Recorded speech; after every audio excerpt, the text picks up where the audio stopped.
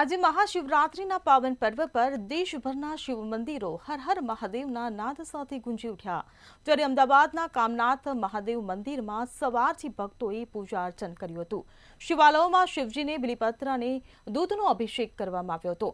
ઘણા શિવાલયોમાં રુદ્રપાઠ અને હવનનું આયોજન પણ કરવામાં આવ્યું હતું।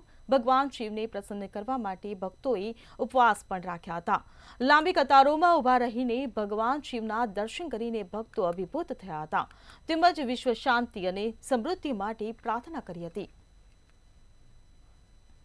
એક અનેરો જ ઉત્સવ અને આનંદ હોય છે। હું રેગ્યુલર દર્શન કરવા પણ આવું છું અને બધાને પોતાના અહીંયા મનોકામના પૂર્ણ થાય છે। આ મંદિરનો ખૂબ જૂનો ઇતિહાસ છે, બહુ સારું કાર્ય છે અને અમે અહીંયા ભાગવત સપ્તાહનું પણ આયોજન કરેલું, એનું અમને ખૂબ ફળ મળેલું છે। તો દાદાની કૃપાથી અમારા ઘણા કાર્યો અહીંયા આવ્યા પછી સિદ્ધ થયા છે।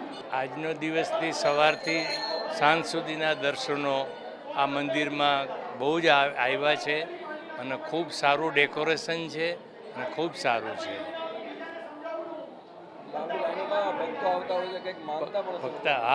ભક્તો પણ ખૂબ આવે છે, એની બધી ઈચ્છાઓ ખૂબ પૂરી થાય છે। સારું છે। અમે દર વર્ષે શિવરાત્રિનો તહેવાર એકદમ ઉત્સાહથી ઉજવીએ છીએ।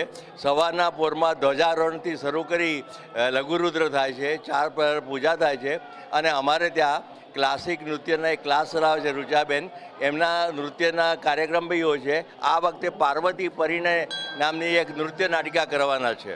મહાશિવરાત્રિના દિવસે દેશભરની અંદર તમામ શિવાલયોની અંદર લાંબી કતારોમાં જે વહેલી સવારથી જે ભક્તો છે તેણે દર્શનનો લહાવો લીધો છે અને સાથે તમામ જે શિવાલયોની અંદર ભાવિ ભક્તોની જે ભીડ છે તે જોવા મળશે। શિવરાત્રિ એક એવો દિવસ છે જ્યારે ભગવાન શિવને પ્રસન્ન કરવા માટે તમામ જે ભક્તો જે છે તે વહેલી સવારથી તે લાંબી લાઈનોમાં લાગી બિલીપત્ર અને સાથે દૂધ ચડાવતા હોય છે। સાથે પોતાની આસ્થા અને ભક્તિ પ્રમાણે ભગવાનનું પૂજન અર્ચન પણ કરતા હોય છે અને સાથે જ જે પોતાની ઈચ્છા હોય છે તે પ્રમાણે જે માનતા છે તે પણ માનતા હોય છે।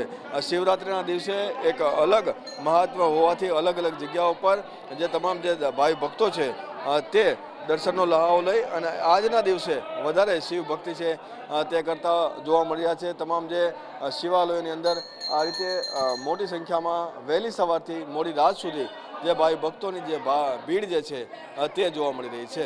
કેમેરામેન બિપિન અમીન સાથે મિહિર દુધરેજા, મંતવ્ય ન્યૂઝ, અમદાવાદ।